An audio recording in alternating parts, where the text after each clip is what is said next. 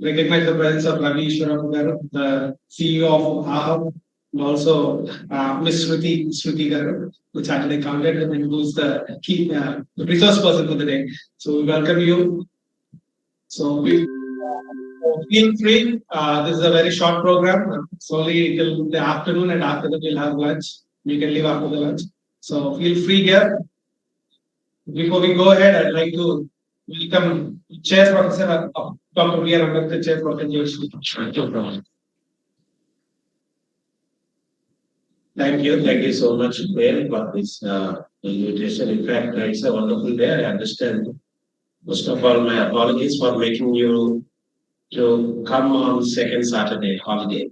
So I never noticed earlier that today is second Saturday. I thought this is just a Saturday. Then many people were calling me, they already scheduled, but you can accommodate only 30 here. But I expected more online, but even people from online, somehow we are missing it. But the good news is we want to conduct this kind of capacity building program for women teachers at least once in a month. And I will make sure it will not come again on the second Saturday. Right? So by the Sunday. Not on any holiday. So thank you for coming, and hopefully few more will join here. Definitely this will be a very enriching sessions. I'm very sure. I'm very happy that we have my very good friend, the CEO of Incubation Hub, Mr. Ravi Ishwarapu, and also the research person of the day, Ms. Shruti, the chartered accountant. So please make use of it. This is very, very important program. Please understand. Now, capacity building is the need of what I understood, especially in higher education. The generation is changing quickly, and people are calling season. And Dr. B.R.Ambedkar said the cultivation of mind should be the ultimate purpose of human existence. And somewhat I changed it like that. I cannot change the quotation, but I read it like this, and I read it now. Cultivation of digital minds is the ultimate purpose of human existence. It's not just minds, no, we are in the digital era. So things are keep changing. When you were studying, and even we were studying, so there was a huge gap, in fact, between teacher and student when it comes to age, experience, etc. Now you see the age gap is not so high, and the lifestyles are entirely different. So, how to command respect, how to win their hearts, how to actually communicate with the student community. So, these are the various concerns. So, we thought under Dr. B.R.Ambedkar Chair, Andhra University, we thought of having this program at least once in a month, if not at least two, because group will change. So, and we'll have one day session this time because this second Saturday I am taking your holiday. I decided to close it because we canceled the other resource people because we want to close it by afternoon, right? So, the session will go like this. We'll start with the keynote address from Mr. Ravi Ishwarapu for 20 minutes. Then the 1 hour session by the resource here.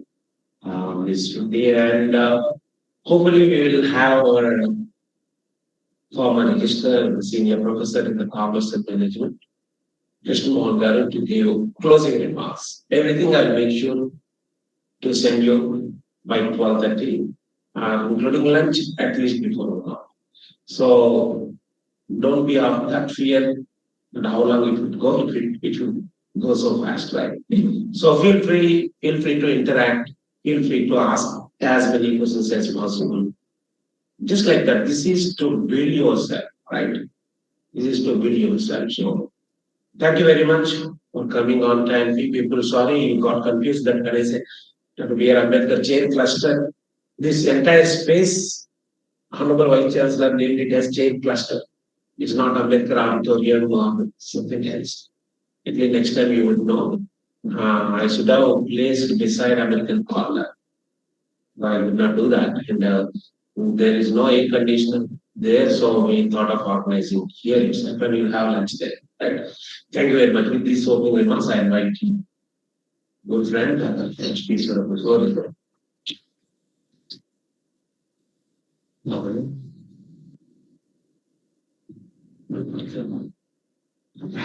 Okay, very good morning. Hey, Yeah, you can give that logic. no, that's okay. Oh, yes, sir. Give that logic. We could put even Madam Shruti out here. Thanks for the opportunity. Yes, my name is Ravishwar. Currently, I'm the CEO of AHA, which is the Andhra University Incubation Council.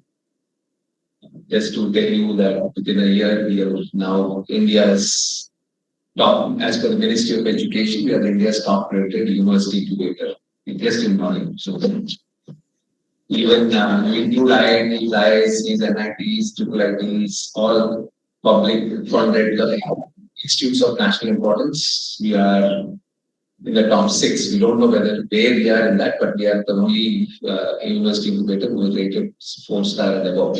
There's nobody rated higher than that. So we started off on a good note. As part of capacity building, I was wondering what is it that I would talk today.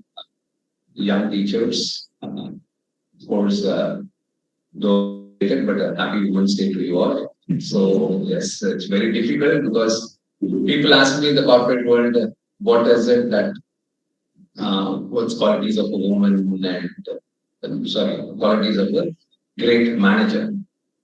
Look at a working woman, you would know what it is. So they manage relationships, they're the best PR people, they know whom to talk and what to talk, what not to talk. They know how to manage people around them. You're talking operations, they know how much of budget that has to be managed, how much of inventories of different groceries within the house that have to be managed, at what levels, what to be bought, what level of money could be spent on clothing, entertainment, whatnot. So they do everything what management talks of. Anyhow, I'm here to talk of largely because edutech, education.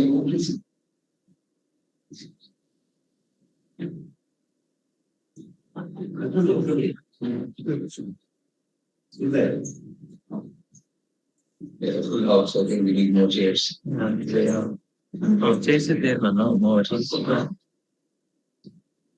Usually time to take point time.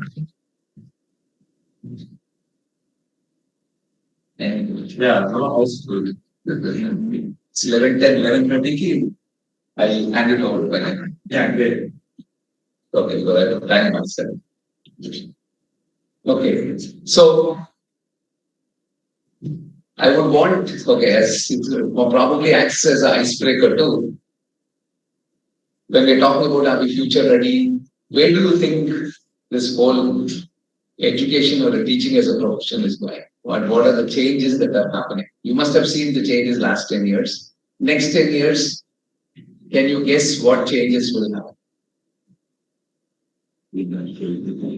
Elan changes choose the next 10 years. Or what changes will you choose to and what are the changes that you're seeing currently in the way education is being imparted? Anything? Online. Content is going online. Okay, correct. Yes, Inka? Morning. 20 minutes. No. Morning.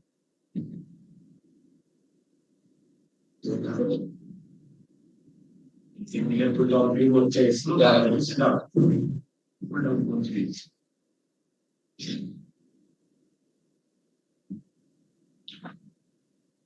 Okay.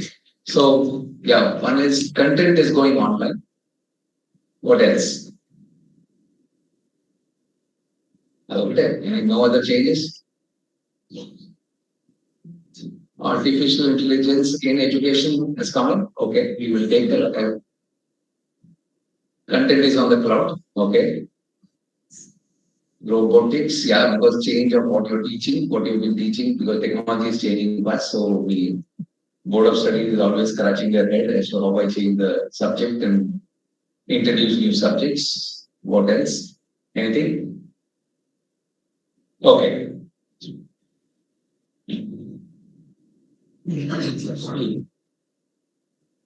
If we talk about the teaching methodology as what we are doing today, largely we are used to, right from schooling to college level, you get people to come to the class, you make them sit, you one way, monologue, they have to listen to whatever the concepts we talk, they have to follow our instructions, do this homework, do that, and then do exactly what is they are asked to do. This homework, this project work, this assignment, that's what is the current thing. Then they are expected to acquire knowledge, which చెప్పే concepts ని understand చేసుకొని దాన్ని comprehend చేసి they have to reproduce it in form of an exam. Little bit of application, like our zero అంటే దాన్ని ఏమో ఎలా apply చేయాలి చిన్న ప్రాబ్లమ్స్ వచ్చి little bit of application. That's what the current education system. Even a little bit lab లో కూడా ఏదో C program నేర్పిస్తే అక్కడికి you're supposed to standard ఒకటి నుంచి అది ఎగ్జిక్యూట్ చేసి print that's what is expected from them. A little bit of application from whatever they're talking about. So today people are mastering facts into whatever Newton's theory or anything that we talk, electricity, magnetism, we're talking anything on neural systems, anatomy, physiology, game, whatever subjects, already established facts is what is they are expected to by heart, master, and whatever is the task that are given to them as part of project, they are expected to complete. And that is the model that has worked largely till now. This is what the model of teaching that has worked till now. But where are we heading now? So, I come from the industry. I've actually 23 years in the industry. My last corporate role was Chief of Quality for TechMind. Vizag Satyam Center with idea on the TechMind. I built it. So all that was under me. But I was Chief of Quality, was one of the top 4 guys in TechMind. So, and region, I think if I count 13,500 people, I've recruited over a period of 7 years in this region from engineering, BSc computers, and non-engineering, ICWS, CAs and all that I've recruited in this region. So we as an industry, the expectation, see that we industry academy gap. What is the gap? Everybody talks of it, but people don't really fill the gap. The reason is we are always teaching them. I know we'll go to the Bloom's taxonomy. We teach them this current model. What the industry expects is what's in the application, creativity, logical thinking. These are the things, judgmental stuff that you are decision making, and that is what the industry expects. Practical exposure. And again, most of the kids that we have, or you see people who work in the industry, they come back and say, so there is no linkage between these things. Nobody asks you any of those theories once you go back. It's the application of that stuff, which we largely don't do. We mid-1, mid-2, semester end exam, mid-1, mid-2, semester end exam. And I have a startup in the campus, which is called Edu. They are funded. Well, they are valued 3 crores about a year back. University loan. They give a 1 day batting. 1 day kuda ee రోజు 9 to 12 exam రాస్తారు వెళ్తారు వెళ్ళి మళ్ళీ start చేసినప్పుడు సాయంత్రం 5 అవుతుంది రేపు పొద్దున్న 9 o'clock మళ్ళీ నెక్స్ట్ ఎగ్జామ్ రాసేస్తారు అదే చదవడం ఇట్స్ T20 కూడా అయిపోయింది 1 day నుంచి T20 బ్యాటింగ్ అయిపోయింది ఎగ్జామ్ రాయడం they facilitate that they give you last 4 years question papers likely questions ఇక్కడ వస్తాయి ఏ చాప్టర్స్ ఇంపార్టెంట్ ప్లస్ ఆన్లైన్ లో అన్ని ఇచ్చి teacher notes all in one guide లోంచి అవన్నీ ఇది చేసి ఇక్కడ రిప్లికేట్ చేసి plus there is also class లో కొంచెం ఫ్రంట్ బెంచర్స్ కొంచెం బాగా చదివిన ఉంటారు కదా ఆల్ ఆన్లైన్ లో ఉంటారు chat so you can ask them questions you can get it answer and for that they charge for that night for one subject some 99 rupees or 199 rupees. And okay, example by university lo okay engineering okay semester exam ki they made 4 lakh rupees. Then they came to me and asked, what is it show next what we have to do?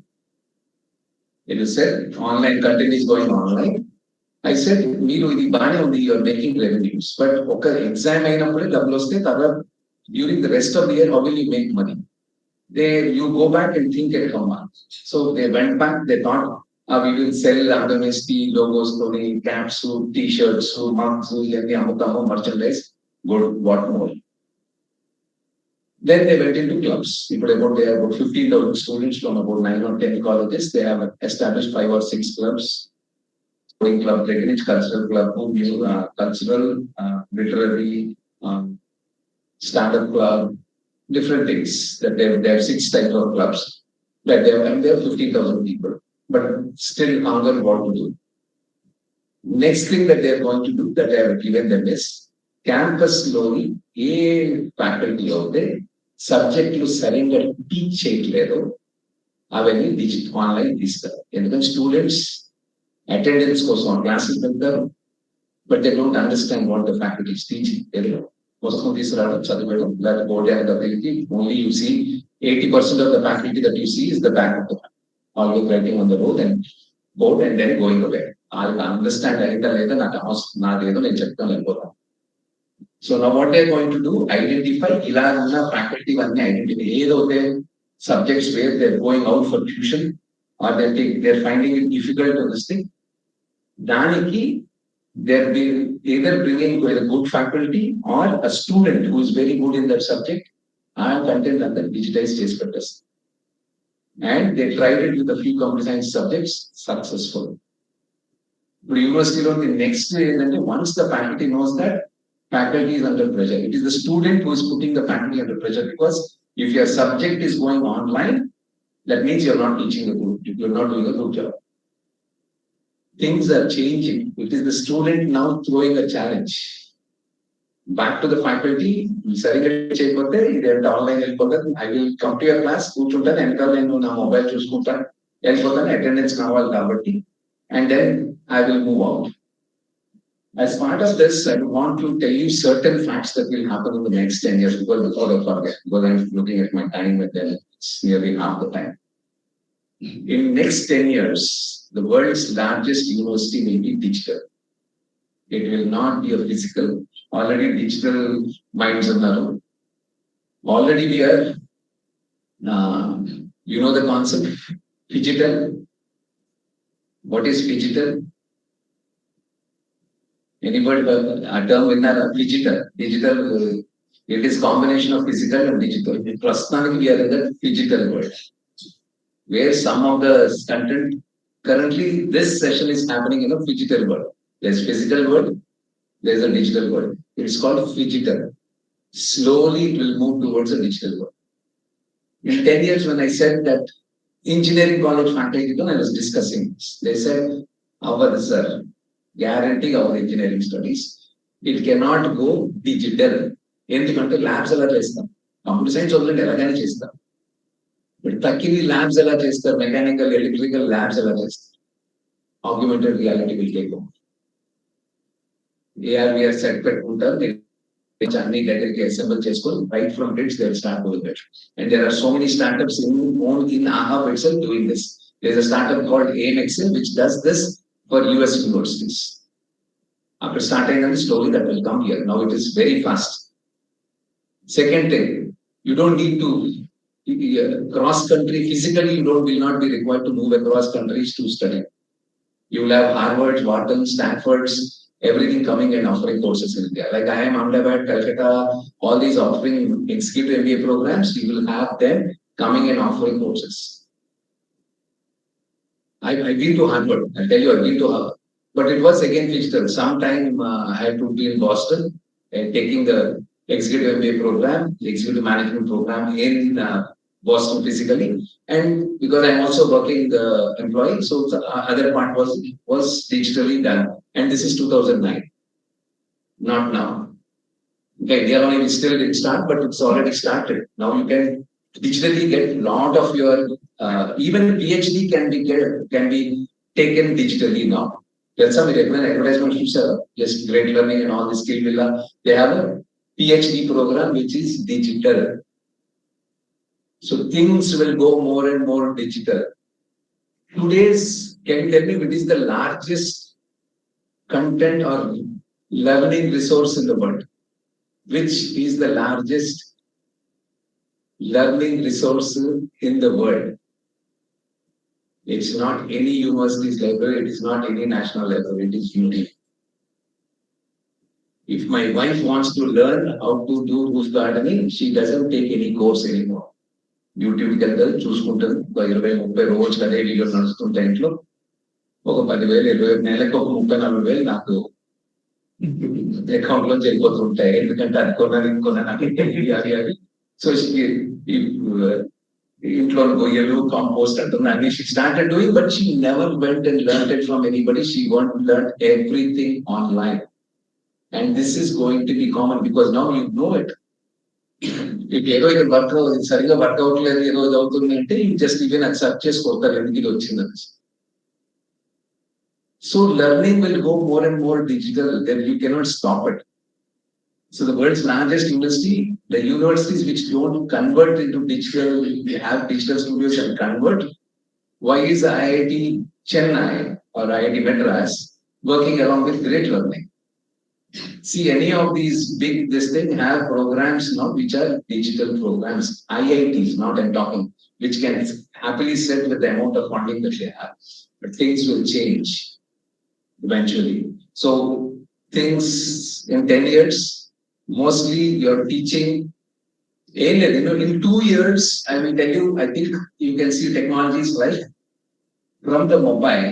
If I'm talking to somebody, I keep the mobile, I call the person. Avatal pakka image emundo, like this classroom image, if I called you and then you respond. Ikkada hologram lo create ayyite, you will be talking as a physical. Okay, it's a digital presence, but you will start not seeing a video, but a hologram of the person in front of you. 1 or 2 years it count. Imagine if that is coming, you can replicate the classroom in front of you. You can see what people are doing. You put a video camera, a high resolution video camera, classroom, you can see right in front of you. And if they are writing an exam, people under the online or asking proctoring and all that you had, it will become more and more evident. What will happen is that physical environment that you are there gets replicated. You can see right in front of that what the person is doing. ఏం లేదు ఒక camera బదులు 2-3 angles లో camera పెడితే you can completely monitor the person. So things will start going towards a digital mode. So you have to start preparing for that. You cannot continue to be in your own mistake. And next thing, we as industry expect people to master decision making, prioritizing, strategy, and working in teams, collaboratively solving problems. That's what my good friend here is trying to solve using the TDR. Here today, the big problem, in the same department, 2 professors don't talk. Forget about multidisciplinary. We are here is trying to solve that. What I'm creating in the university is a multidisciplinary integrated incubation ecosystem, which is tech over tech. Everybody talks about tech.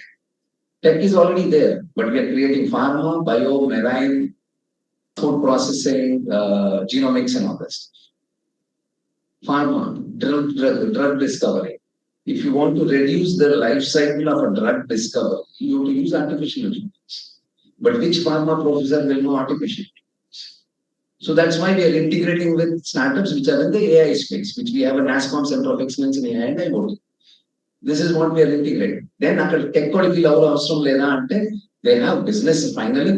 While chasing business industry, pharma industry and all that stuff. But let's say now different startup, which is retired vice admirals and all those things. They build unmanned vehicles, which is aerial, which is drone sort of things, on surface and below surface, which is underwater. Underwater drone, they created something, unmanned vehicle. Then initial test for leaks and all that stuff, right? It's going under the water. Something they have to use.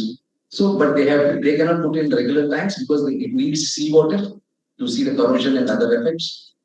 I have marine labs which they pump in seawater and they do experimentation with creatures in the sea or all the different flora and fauna of the sea, and they do marine incubation out there because what shrimp growth and tanks using sea water. So ఇది తీసుకెళ్ళి అక్కడ అందులో tanks లోని he can test it, which is a tech startup going in there. So today even different departments don't talk to each other. It's also a reason why startups fail. Nalguru computer science వాళ్ళు వచ్చి కూర్చొని they'll start a startup, technically great product, but they don't know what management is, they don't know what market is, they don't know what a business plan is, nothing. Same thing on the other side. If you have a business guy, MBA guy, doesn't have any technology, not good MBA or actually they will be doing something in construction management, some digital marketing and all that, not even knowing what technology is.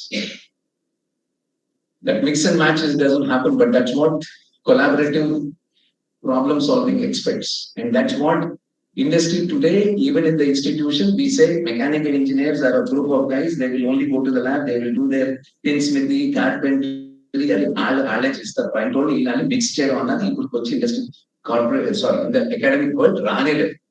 Why should they all not be mixed final year projects only mechanical చేయాలి, electrical చేయాలి, MBA వాళ్ళు MBA చేయాలి, science వాళ్ళు science చేయాలి. Where is that district? I think now is trying to solve that problem from the startup side and trying to do it, from the academic side he's trying to do it, and he's done a great job of the TDR. Now everybody everybody's copying his knowledge. That's good.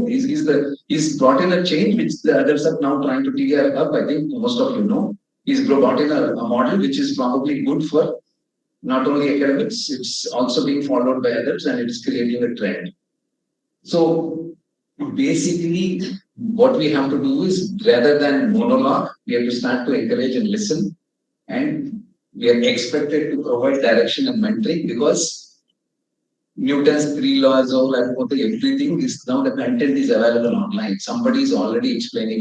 Any of, like for example, I tell the computer science students today they are at a disadvantage. Under big, grave and crazy to join computer science. I went to with AP, 11,200 students, 9,180 or something is computer science. Crazy stuff. Walkable computer science was an advantage because that was taught only in the classroom. But today, I don't care. Okay, as an industry, I don't care. As long as you know coding, I will take you. I don't care. I don't need that you be computer science or an IT guy. And computer science and IT, all the content is now available online. Anybody can become a mechanical engineer, a chemical, or anybody can become a programmer just by following that stuff. And I would look at the person's what? I'll GitHub. I don't know if you know all these things. Competitive coding platforms ఉన్నాయి. అందులో ranks వాళ్ళు చేసిన GitHub ఈ రెండు చూస్తే తెలిసిపోతుంది how much of coding the person knows. దాన్ని తీసుకుంటాను. I don't care. ఎందుకంటే నేను I would want people who can code. I don't say only computer engineers, only IT. అది నాకు సంబంధం లేదు. 8.59 CGPA doesn't matter. నీ కోడ్ చేయగలవా లేదా అంతే.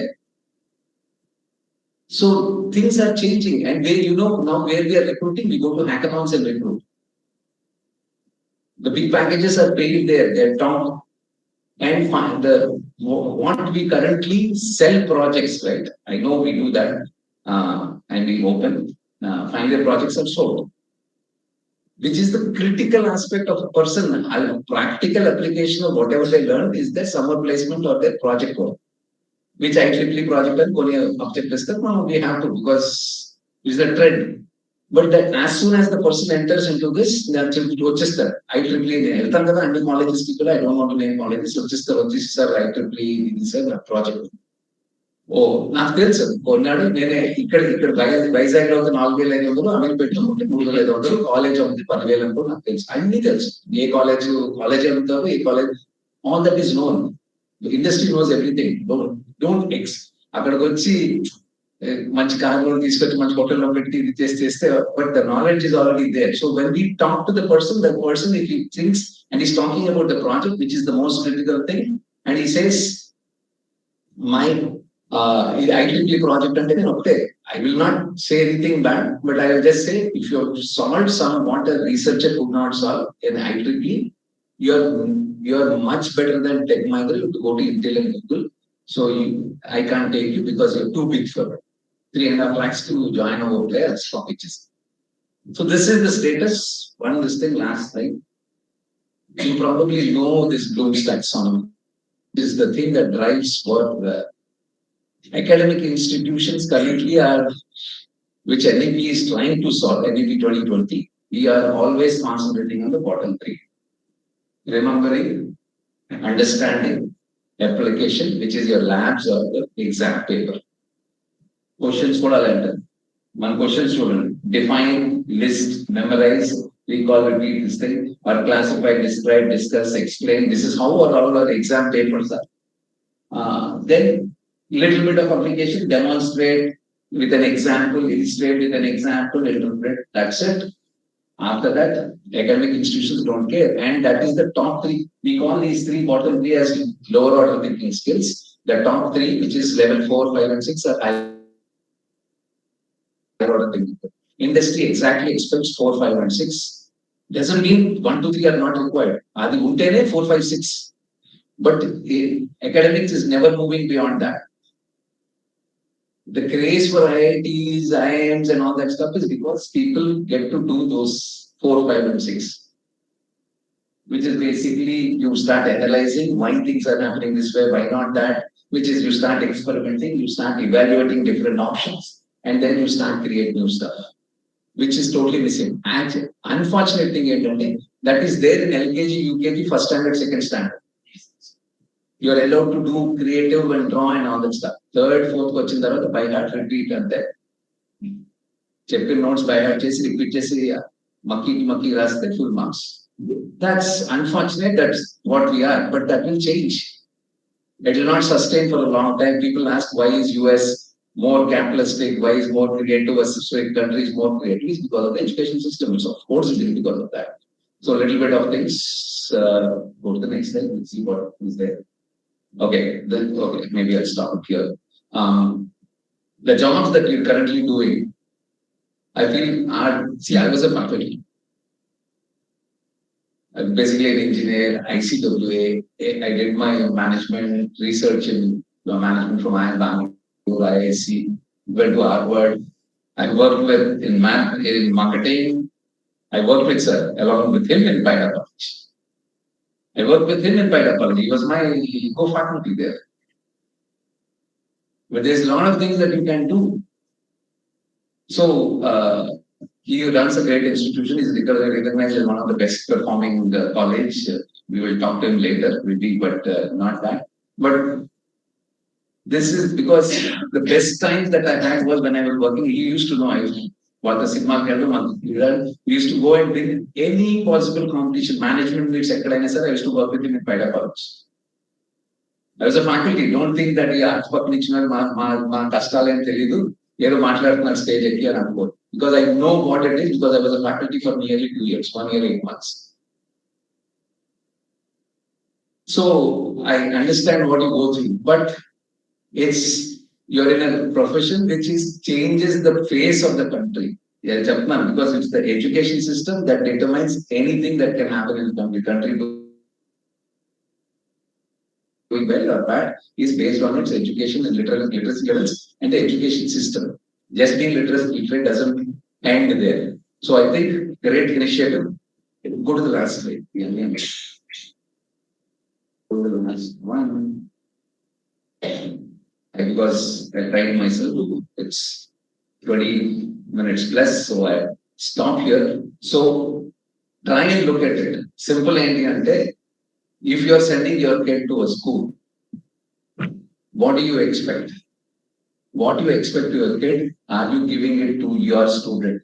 Because some parents are sending them to you. Just think that, take that self-pride. If you are expecting, it is also your responsibility to give. Today I moved out of Tech Mahindra, built a company, sold it, another 5 companies that I've built, all of them running profitable. Now, I thought it's time to give back. I come and work with the university, more or less like pro bono, and I'm here from morning 6 to evening 10, 10:30 now.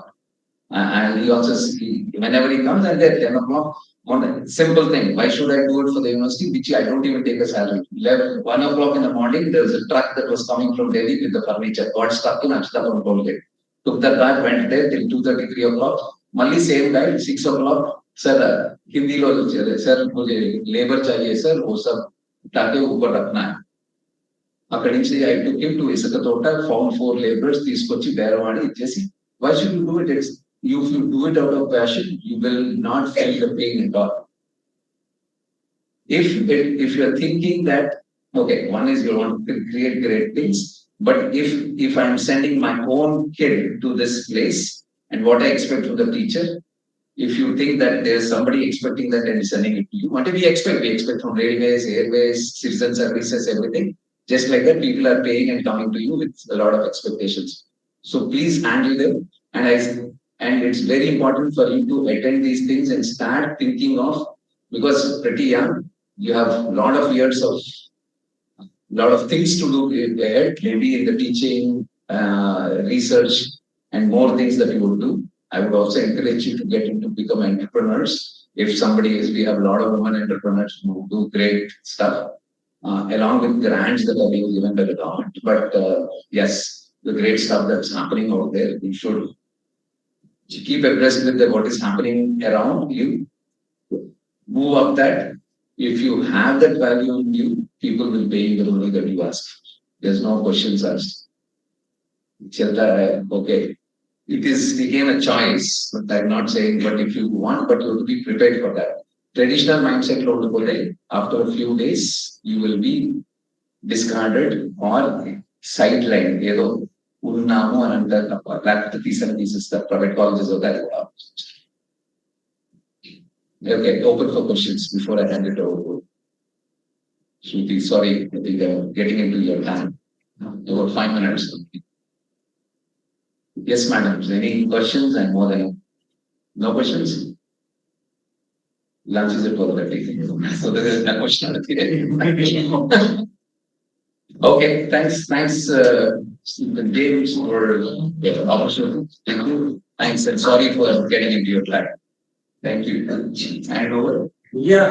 Well, Okay, thanks. Yeah, share a few lines. Thank you, Dr. Garu, for enlightening us where the world is going in the digital age. Actually, a couple of years ago, I saw a video where a professor was saying Google will be outdated in like 5 to 10 years. I was like, Google is buying everything that is coming into the market. How will Google get outdated? That's when a few months ago, I went through ChatGPT and I thought, yeah, Google is definitely going out of date. So that is one famous. That is a. They will buy ChatGPT. Yeah, maybe they will buy ChatGPT, but that's how Google is being. So that is one thing. I'm also a professor, an associate professor working in a college. So if you are not updating yourself, you'll be outdated. So please update yourself. So without any delay, I'd like to call on the resource person for the day, B.R.Ambedkar, who is a chartered accountant and who is also the chair of Andhra Pradesh Policy and Advocacy Wing of CII Indian Women Network. And she's a host of many national conferences and a speaker on financial accounting. Financial literacy. So I hope this session will be useful to you, and we welcome you. Thanks.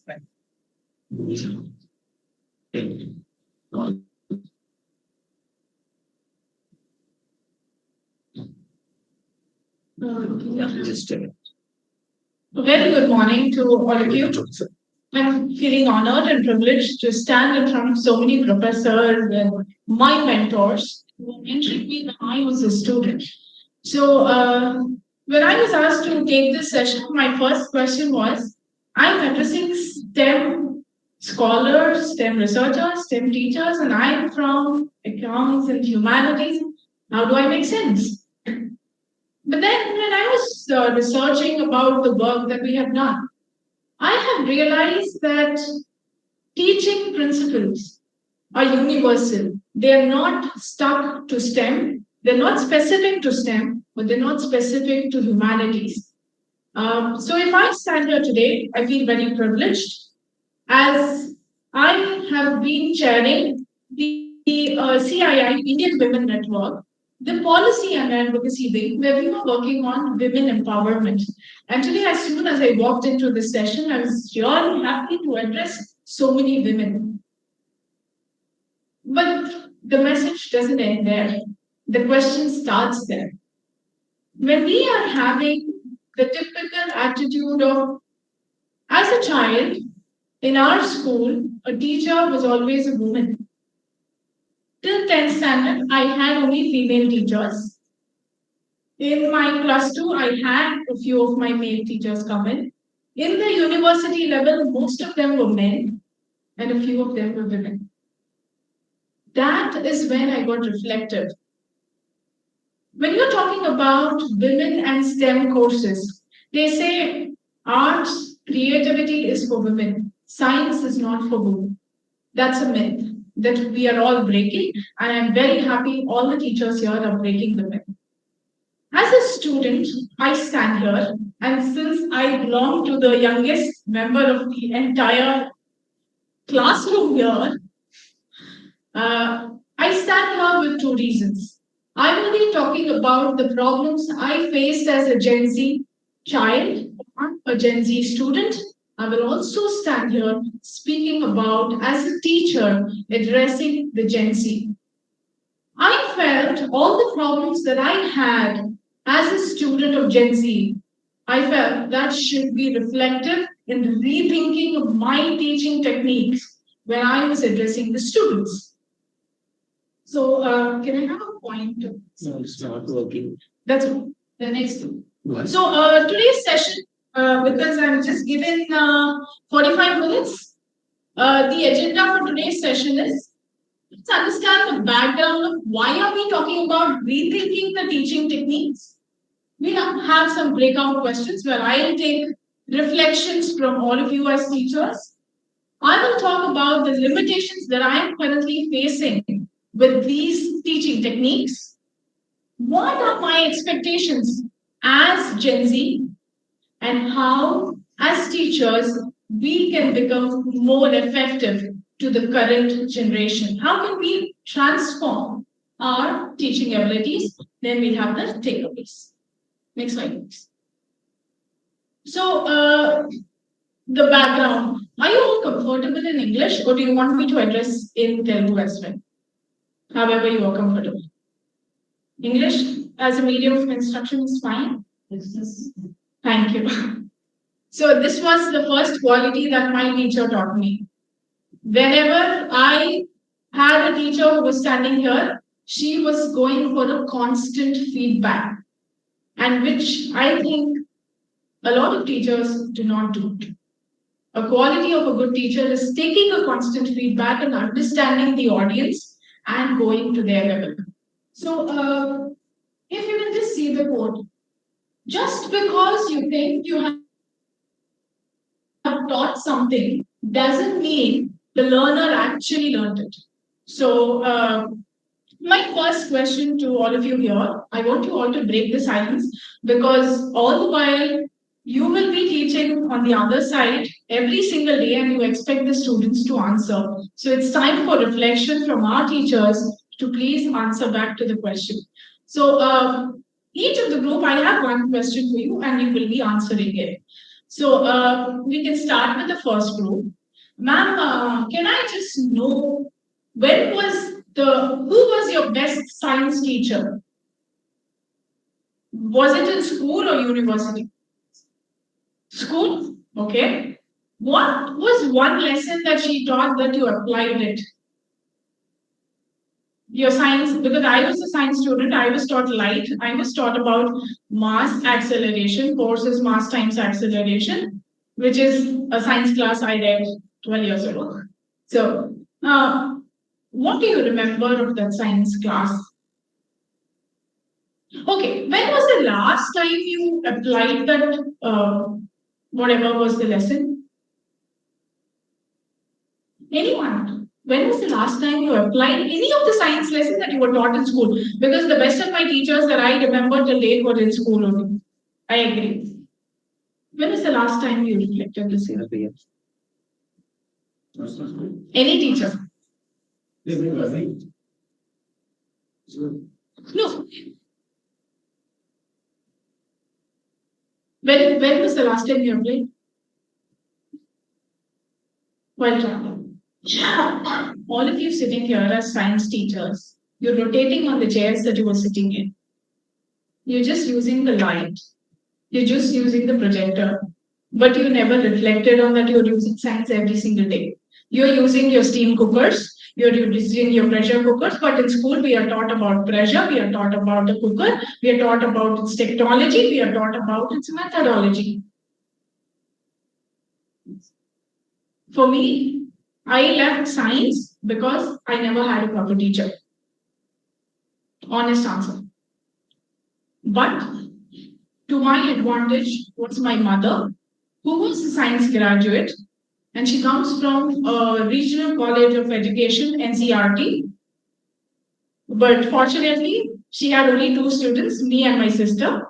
No one else had the benefit of her classes. But she made science so easy for me that I started reflecting back on every simple principle that I was taught in school. So I had one of my physics teacher come in, and then, as you all said, online content. So as I remember, in 10th standard, she bought a laptop, switch on the laptop, the lesson was light. And she could take the class in just 2 sessions, that's hardly 1 hour. The entire chapter of light is over. Entire chapter light is over. Light goes like this, there's a beam, there's a reflection, there's refraction. All the concepts were taught. Then the second day, she was also given to teach about solar energy. Then again the laptop comes, ma'am comes. Hours together, 3 hours, 4 hours, 5 hours. For the next 1 week, I was having a class only on solar energy and the benefits of solar energy. And I'm like, there is some concept called light, which I am seeing the sky every day. I am seeing a light coming in every day, talking about a bulb every day, but no one is talking about it. And a concept which is very theoretical like solar energy, because that was comfortable to my teacher and that was her expertise, she took the class for an entire week. That's where I had my problem. That's where I left my sciences. And the next slide, please. So I was the top 1% in the ISE examination, the 12th standard. Top 1%, the government said, I will give you a scholarship for 80,000 if you pursue STEM courses for the next 5 years. So I was awarded a scholarship. But then why did I leave my science courses? I didn't take the scholarship because I never had my basics set right by my teachers. They never set me right examples, except for my mother, who saved me the grace of getting a good score in my sciences. Reflections. So what I felt I missed as a child, I started implementing that in my teaching techniques. So this entire session that we will be talking today is only about reflections. Reflections of what we faced and why are we still continuing the same thing to the next generation. Next slide. So how many of you are by choice? How many of you are by compulsion? This was one question I was asked as soon as I passed 12th standard was, are you going into engineering or are you going into medicine? And I'm like, I'm going to none. And then the saddest part is, even the teachers are not enlightening the child about the various courses that are there in sciences. For me, as an environmental sciences student, I was very much interested in environmental science. I was very much interested about genes, genetics. I was interested in genomes. But all of this was only my work, where I researched online. I got some content. I understood the content. That's it.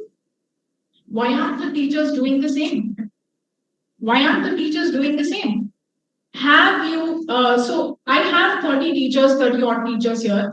Have you ever addressed a child who has come to you about the various options that are available in sciences? If yes, please give yourself a score of 1. If no, please give yourself a score of -1. So we come to the next part where the problem with the teaching which I have realized is, as teachers, we don't take it seriously.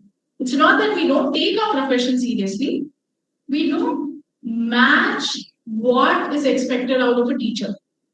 So I'm still in the generation where I am teaching the same techniques where my professor taught me, where his professor taught him, and my professor comes with the same old notes he was using for the last 20 years, and the same thing is given, and he starts giving notes. So anytime when I had a session, if I asked questions, I had one problem. They said, good question, no time to answer now.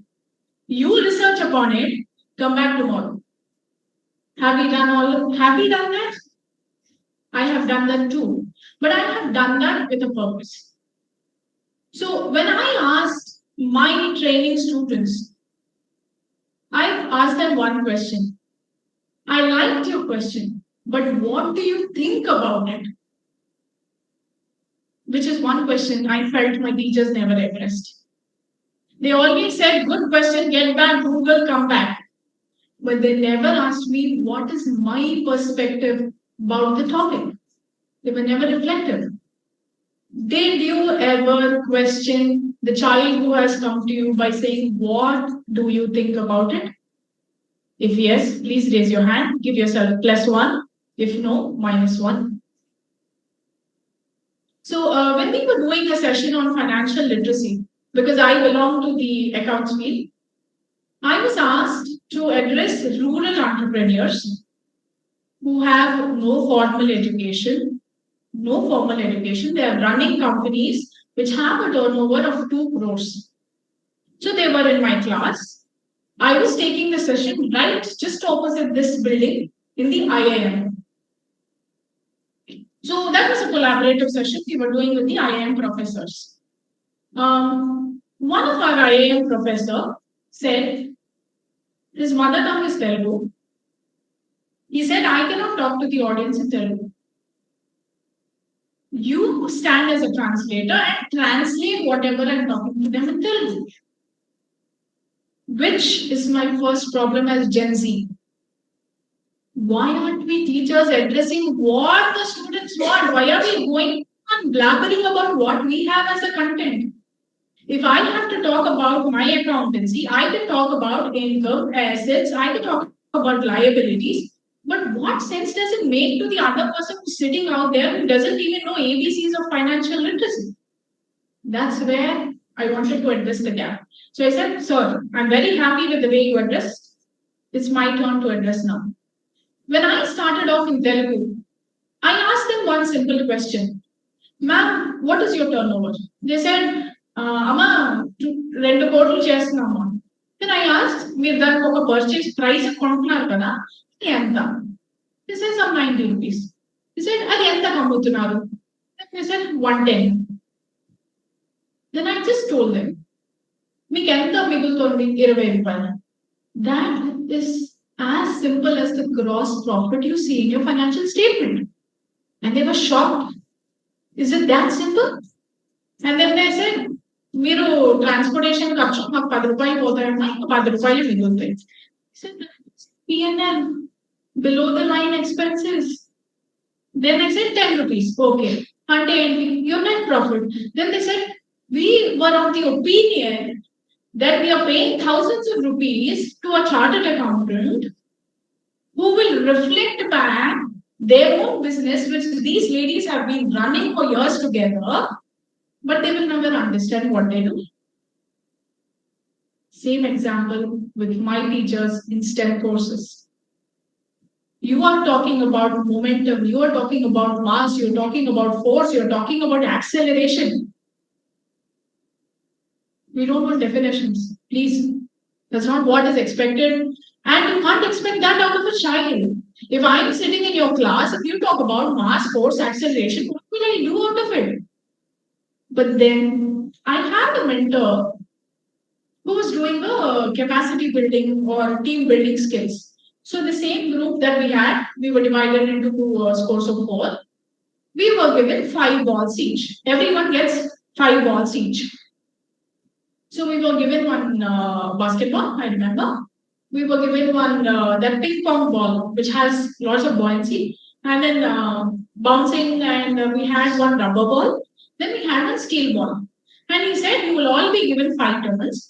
There is a basket there. Just throw it. Whichever team wins, that team scores the most. But there is a rule. For every ball, you have to go one step backward. For us as children, it's a team building skill. It's about privilege. It's about prestige. We have to win that. So we were taking turns who were the best hitters.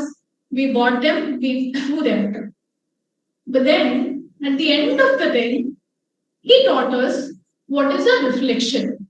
Then we said our team scored well, we had team building skills, we sent the best of the hitters, everything is done. Then he said, you missed upon the principle. How will you score runs? By throwing the ball.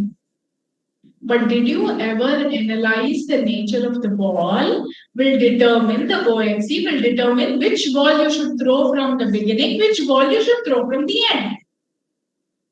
I haven't done that. My teachers never taught me. My teachers always taught me to win and just go ahead, be the topper, but they never taught me the principle lying behind that particular theory. Student teacher gap, student industry gap, student facing the real life gap. This was something, the ball, similar principle which my teacher taught me in 7th standard. Rubber ball, it has better throw. If the size of the ball is big, then you should throw it from the beginning. If you throw it from the back, there are chances you will hit the basket. Did you all teach this to your two students? If yes, give yourself +1, -1. Next. So this is a video that I would want to talk about. Have you ever seen this video? As a request from a student, I want the teachers to see the video. I think we'll play the videos at the end if you wish to. Okay. Or I have downloaded the video and kept it. We'll play it at the end. Okay. Please note it down. Please make a note of your teachers when you ask the students to make notes. No, the students will also ask teachers to make notes. So please make note. And so the next part. Yeah. So this was my entire problem where I was suffering as a child. My problem as a Gen Z. I am exposed to, it's a data explosion. For anything that we are asked to, you have Google it. But not even one teacher told me that when I want to talk about research papers, there is something called academia.edu, there is something called as ResearchGate, there is something called as Google Scholar. And I have just seen in the list while it was passing that I have some of the doctorates who are sitting here. If you have suggested your students to go through ResearchGate, if you have suggested your students to go through Google Scholar, if you have suggested your students to go through academia.edu, give yourself +1, otherwise -1. Next, this is the problem. 1 hour. My teacher used to go on talking. And at the end of the lecture, she asked this question for sure. I am sure my lecture has made you think. At the end of 1 hour. So what do you expect as the attention span of a student? And the statistics or the facts that the teachers produce, there is one statistics which says the student's attention span of the Gen Z is hardly 8 seconds. Hardly 8 seconds. You're lecturing for 1 hour. That fellow has lost it at the 8th second. How many seconds have you been just talking about? Reflection. +1 if you did it, -1 if you didn't. Now, the next part. This is my teacher, typical teacher. So I have taken my examples from The teachers who taught me, I don't call them bad teachers. They are teachers with a different set of skill sets. I am looking for a teacher with a different set of skill sets. As simple as that. So my teacher who had the right set of skill set according to her, yes. I expect you all to be independent, innovative, critical thinkers by doing exactly what I say. How do you expect them to be innovative? When I was in school, they would this phrase, don't reinvent the wheel. Don't you attempt to reinvent the wheel. That's what my teacher was saying. And I'm like, if you don't let me reinvent the wheel, how will I know the process? How will you expect me to create something out of the theory that you're teaching me?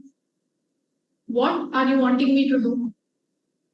Reflection, +1 to teachers who made your students reinvent the wheel, -1 to teachers who didn't do it. Because this session is only reflections, we are going to convert all these -1s into +1s as soon as we move out of this 1 hour session. Okay. So, yeah, I love that. Activity based learning. I remember the practicals I had in school for my science. Oh my God. Even in colleges, they'll give you one test tube. I remember I don't know if it is, forgive me for my science knowledge. I don't know if it was hydrogen peroxide or something. They mix some liquid into it, some soap, bubbles, water comes out, it comes as blushing, something spills out. And said, today we have done an experiment. Thank you. What did I get out of that experiment? No one knows. Then teacher talks about we are into experimental based teaching. We are into activity based teaching. What activity are you doing to enrich that kid who doesn't even know what is the difference between that soap mixture and the bubbles that are coming out? For me, as a science student, it didn't make sense. But I also had science teachers, thanks to my mom, who made me understand that the difference is due to the molecular movement. So how did she do it? We were bought in different states of matter. She bought us some water. She bought us some bread. Everything that was available around in the room. She taught me the particulate matter. She taught me the movements of the ions, the ions. And luckily, it made sense to me. But how many of us have the science teachers back at home? I can't keep relying on someone who's back at home. The student will lose the interest. So, what was the experiment that our science teacher, one good science teacher, did to me was in a biology class, she wanted something called as a mystery box. What that mystery box was, she said she showed me some wires going in. She showed me some wires coming out. If I pull this string, the other side of the string comes up. I really didn't understand it. Fascinated me as a student. Then she said, science is also like this mystery box. The answers are hidden. It's for you as a student to enrich or enlighten your curiosity and create that mystery box for yourself. That is when I had that little bit of my science interest still remaining in me. Because that was not Newton's law, that was Shruti's law. Because I was trying to experiment how that mystery box has come. I was trying to experiment out of the wire how that happened. If you're doing that in school, please give yourselves +1, otherwise -1. Next. So, yeah, the terminology is Gen Z, Gen Alpha, whatever you speak about. Gen Z, I belong to Gen Z. There is Gen Alpha, that is your 2010s bonds. Now, if you see a 2-year-old child, I don't think there can be better users of smartphones than a 2-year-old child. Did you teach him formally? No. Did you teach him how to identify the particular product? No. But he's still able to do it. When someone who's a 2-year-old without any formal education basis is able to do it, why aren't we? as research students not being able to use our creative thinking. That's because my teacher taught me this is how creative thinking is. You have to do it this way. He never let me create. But thanks to my mentors in our commerce and humanities, where everything was experimental, where we were given simulating models, that balance sheet and financial statement, whatever we are preparing now, we were given models and said, if you were trading this particular in the stock market, can you simulate that effect? I was trading in real time, understanding stock market without doing it in stock market. Why aren't we simulating that in our science streams? When a humanities person is able to do it, why aren't science streams being able to do it? Reflective. Okay, the problem with Gen Z. They have lots of information. What are we as teachers adding value? No one knows. Because, like Sir said, I can YouTube the content, I can Google the content. But if we still have teachers standing here and giving formal instructions, what value additions have we done? Please be reflective. Next slide, please. So, this is the Gen Alpha. Yeah, next slide. So, if you see this content, so this was a research done on the Gen Z saying that these are the expectations out of the teachers by the students. They said information literacy, applied learning, intrapersonal learning, hybrid classrooms, your phygital classrooms, all of this. My problem with my teacher was the screen. The previous slide which I made, I was only reflective where I gave the pointers and I'm speaking. If you as teachers are downloading the same content, producing it on my screen and asking me to look at the screen and listen to you, what do you expect out of me? Why will I listen to you? I can read it by myself. Won't I read it? Can't I read it? I can. Why will I listen to you? What value proposition am I giving you? So stop downloading online content, pasting it here, reading the screen, not necessary. I have been a teacher who has been trained by teachers and mentors who never used visual aids. We never had visual aids, but I had the best of my teachers where I can still remember in my CA fraternity or wherever you call. They are the stalwarts of the profession. They never used one single screen. No screen. I still remember the sections, the subsections, the clause, the subclauses he taught me. Why? That is the proficient effect that we have in our interpersonal skills, communication skills, which as a teacher, I felt I'm losing about. I really don't like this concept of standing here and lecturing because all my teachers who taught me, and when I taught my students, I go in between people, reflecting from their ideas. I ask them ideas and then I talk about the idea. And that made sense to me. I never ran PPTs because that's not my style of teaching. The other problem with students or the teachers is you will have one idle teacher or your professor. You try to impersonate that teacher, same reflective style of teaching. That works for that person because he has those skill sets. That doesn't work for me because I don't have that skill sets. And I have a different set of skills that I can make better available to the students. So my teachers were reflections of their teachers who were the reflections of their teachers, but I never found any value addition from the teachers who were teaching me. If you did value addition, if you have a different style of teaching other than the best teacher who's taught you, +1 to yourselves, otherwise -1. Next. Next. Next. Yeah. So we talked about the problems.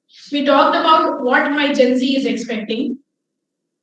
But Now the reflection point. How can we change the teaching methodologies? So there was this one trainer I had, again the YouTube content. Before I go into teaching, I always use mind learning. The problem with teachers is they believe that their learning stops the day they become a teacher. But for me, as a teacher, it is even more difficult, even more taxing, even more expensive. Because I have to be a continuous learner. I have to be the one who should be updated before I teach some 100 students. Because 1 hour of every person in this class makes 1 lakh hours.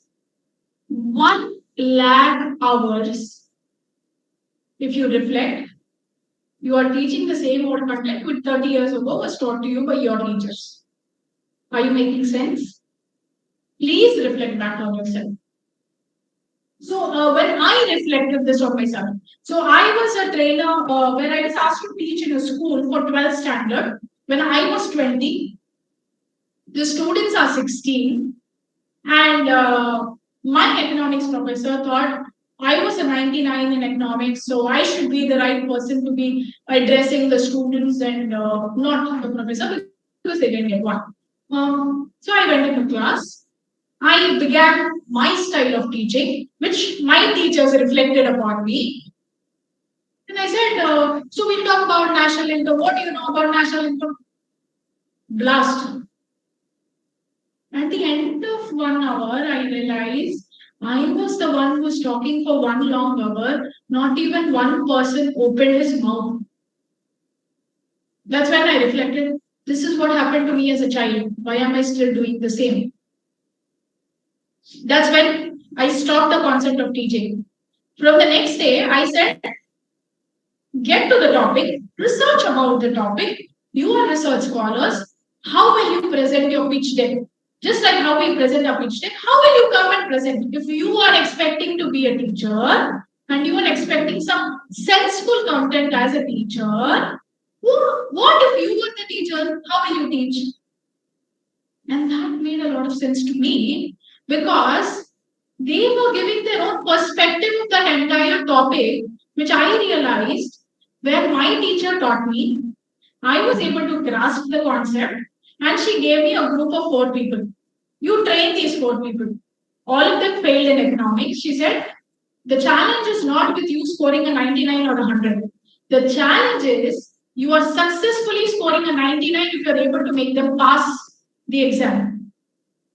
And that's when I realized if a teacher is not coming to the level of a student, she is expecting that from a student who's bright enough to grasp what the teacher is giving and take the lecture. If I as a teacher go to that level, I will not need those bright students. So that's when I was reflective about APJ Abdul Kalam when he said, you are passed or you score a distinction as a teacher. If one of your students who scores 90 scores 100, then not. If you made that one child who failed in that subject and who dreaded in that subject, find interest in that subject and pass that subject, you live as a teacher. That is when I realized I'm not a student anymore. I have to step into the shoes of my teacher. And they scored a 65, which is an exemption. And then I realized, okay, this is my potential. I'm able to grasp the subject. I'm able to keep it in calculated forms. So what I want in the teaching style is collaboration. So choices. The problem with us as Gen Z is, if you go on Swiggy, if you go on Zomato, if you go on Ola, if you go on Uber, you have hundreds of choices. But why is a student not given a choice of what he has to learn when he comes to the class? I don't know. That is when I decided I have 2 sets of ways of teaching. I go with a material content like this, where some students, the first benchers want the content. I go with a content where I go only with examples, and that makes sense to the 99% of them. So I give them a choice. The second thing I learned is collaboration.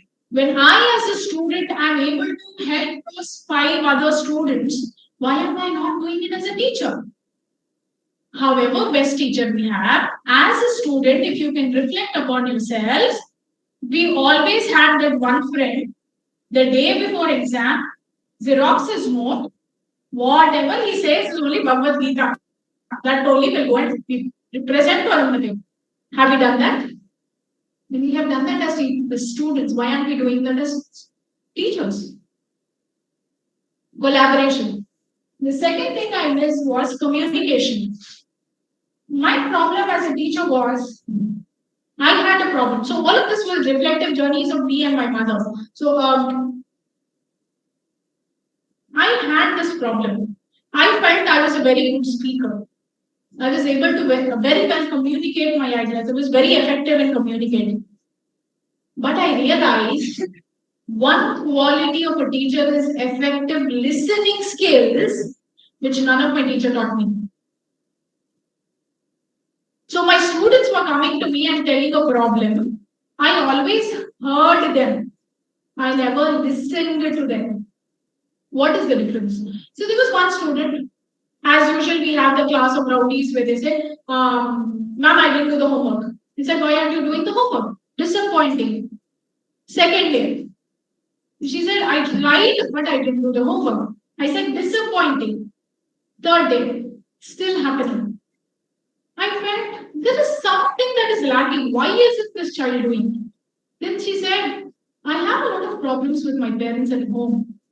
So the only time I can spend on study is in school. I mean, I'm not able to spend the time at home, so I'm not able to do the homework. Now, if I addressed the personal part of this student, I would have given him better motivation rather than just saying for nothing, rather than just saying you're disappointing. That is my mistake. And that's when I started working with them and decided for all my students, I have some time allocated, not in the regular time where we have to do the entire curriculum. I have some separate time on the weekends where I spend only on their personal questions. How are you doing? How's your family doing? I understand their problems. And I realize students want to get to their teacher to discuss their problems, but none of the teacher is ready to listen. The same old problem I faced with my teacher. So, effective listening skills. The next part is modeling instruction. This modeling instruction is the same method which a lot of my mentors reflected. They never taught me the definition. This is the definition of assets. This is the definition of liability. No one taught me.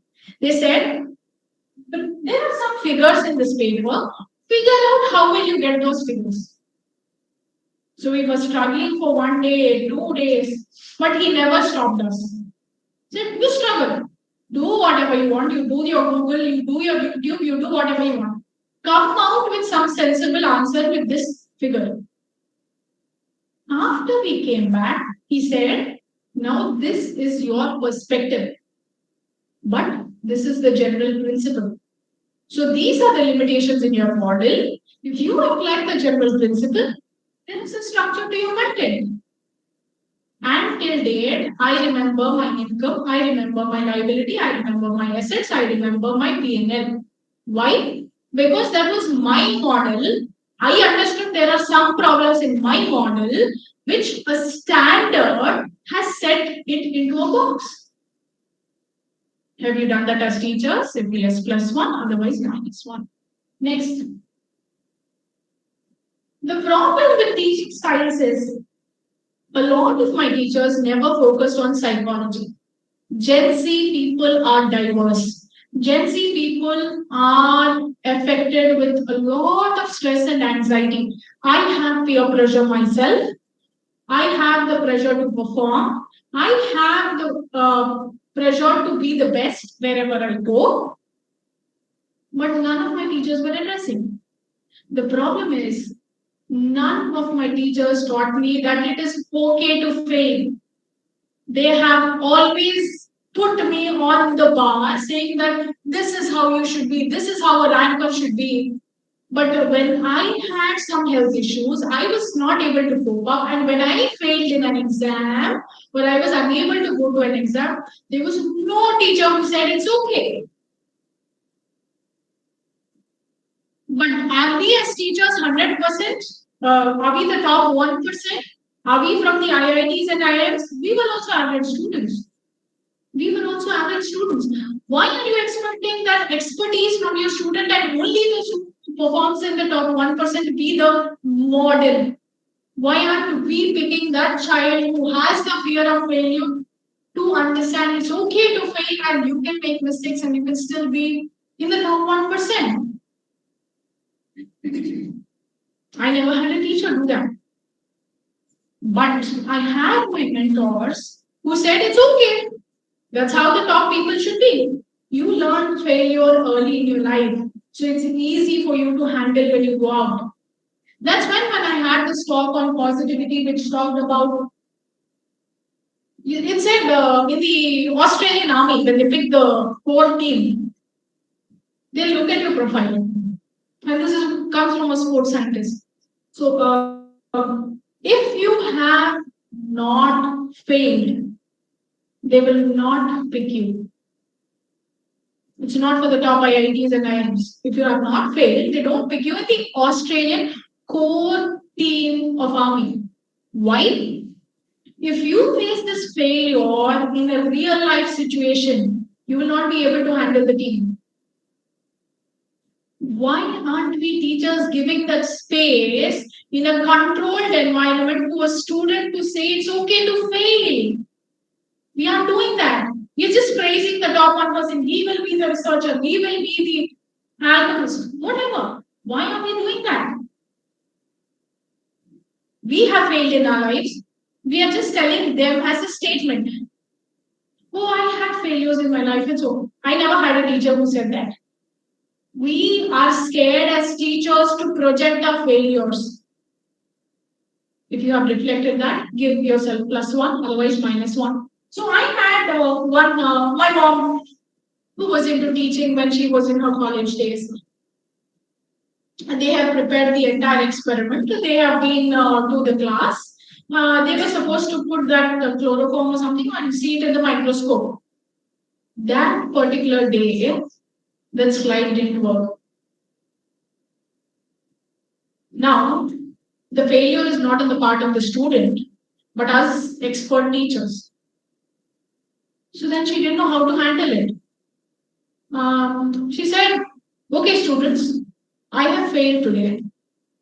Can we reflect upon why this failure has come? And then, to her surprise, where she was teaching in that class for 20 days and all of them were silent as you people are, they immediately started getting answer. Ma'am, maybe the chlorophyll that you put in is not sufficient. Ma'am, maybe that you didn't slice it properly. Ma'am, maybe the quantity of that liquid that you put is not proper. Maybe you didn't fix the microscope properly. Then she came out of the class and said, I failed in the experiment, but I passed as a teacher because I was able to get that curiosity in the child, which none of my teachers are doing. I'm sorry. +1 to teachers who did that, -1 to teachers who didn't do it. So this is Science of Stupid. I don't know how many science teachers watch this Nat Geo program, Science of Stupid. This is a program which has taught me real science in real world. Why? That program has some funny videos. People falling from the road, people jumping and failing, people running, and it has very funny commentary of, in Telugu they say, "Ayo, padipeva, ala hadukurde." And that's the commentary they have in Telugu. Very funny. But at the end of the day, he drives a point. He shows a video. The next part is it's called the science of stupid. We all are making those mistakes, and if you know science in your everyday life, you will do better. And then it shows a video, animated video, which says, if he jumped in this angular direction, he would have not fallen. Then the next part of that series in the Science of Stupid series is The third part is they will ask you a question.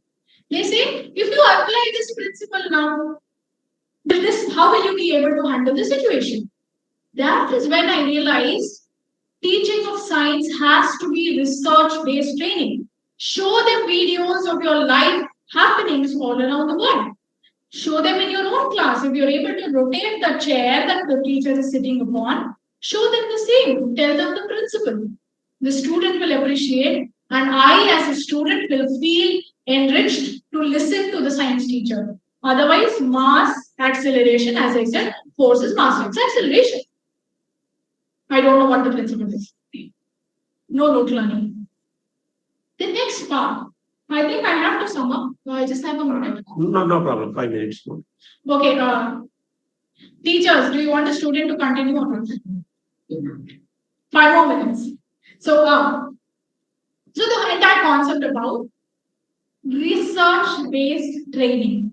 That is when I realized I am having science in everyday thing. If this mic is working, this is science. If the chair is working, that is science. If the table is round, that is science. The particulate, the matter, no simple terms. I think the best key takeaway we'll see in the next slide is what Albert Einstein has said. The work of genius is not making simple terms complex. It's about making complex terms simple. If my science teacher has taught me that particulate, if that science teacher has taught me momentum by just showing the chair, it would have made more sense to me. Why aren't we doing it as teachers? If you want to teach a child how to ride a bicycle, and if you show him the screen and say, this is the wheel, this is the acceleration, this is the rotation, this is how you should do. If you fall down, this is the force, this is the momentum. He will better say, I don't want to learn the cycle. But what are we doing? We are getting the child without teaching any science principles. They're saying we are removing the balancing wheels and saying, you ride the cycle. The child is able to learn.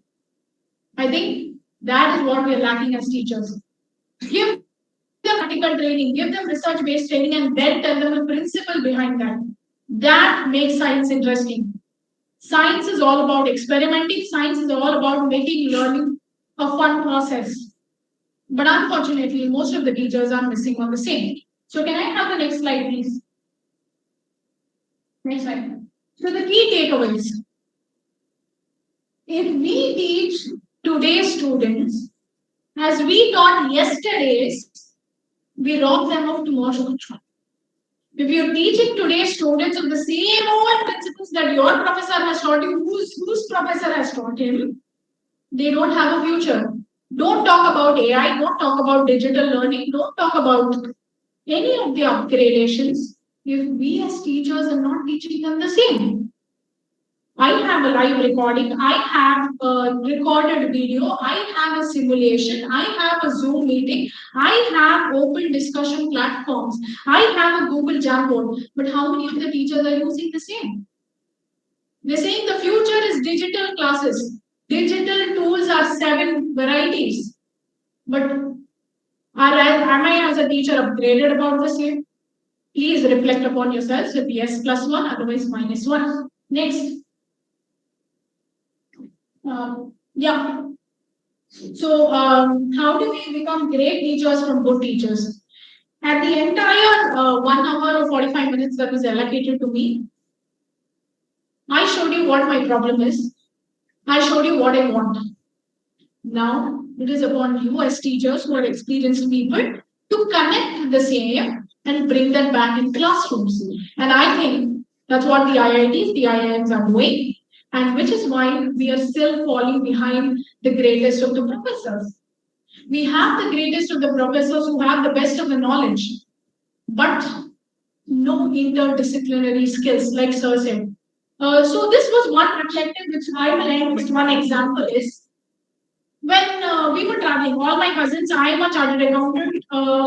So my cousin is a mechanical engineer from IIT Kharagpur. I have a brother who's a doctor.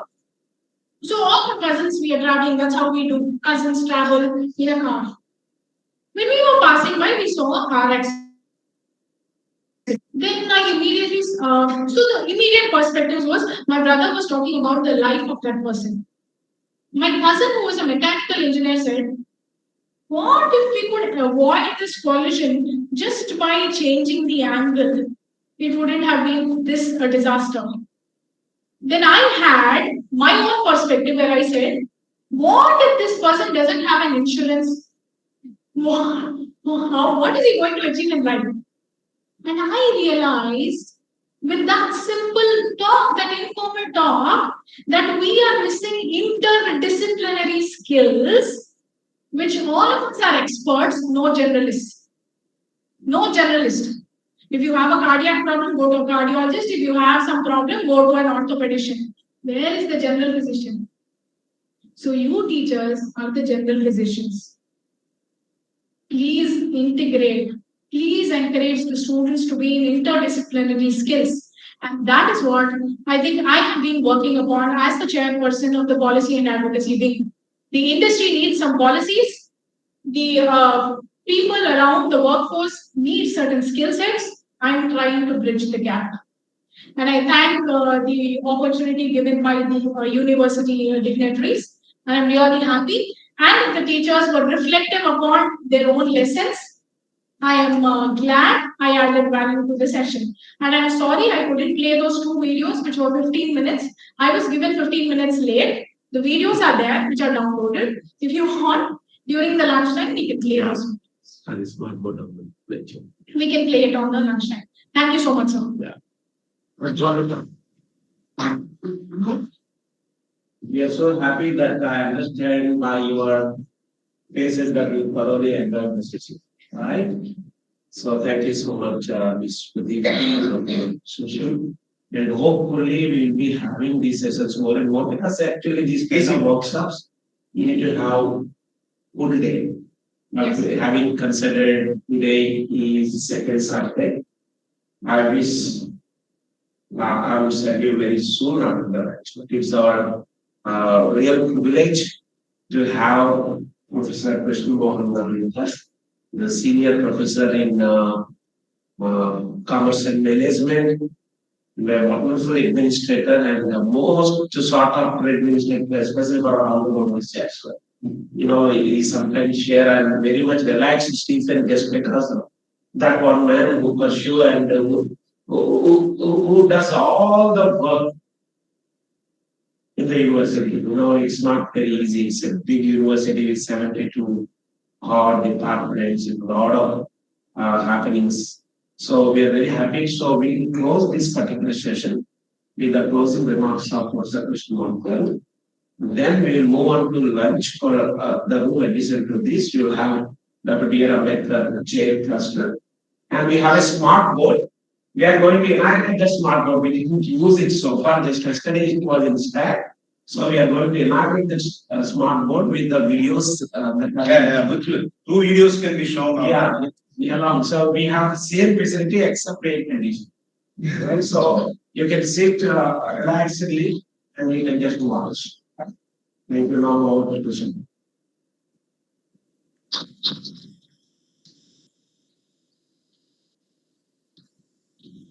Thank you, Stephen, for giving me an opportunity to interact with young teachers in empowering them in today's digital era, right? Where digitalization is affecting every profession, every sector. Even society today is rampant because of digitalization. So nobody can say digitalization is not needed. Digitalization, in fact, is needed there. Either you digitalize or perish. Is situation today.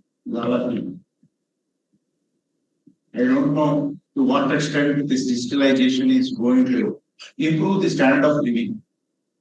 But definitely, if you look at the positive side and optimistic, digitalization definitely is going to cause negative impact initially on a short-term duration.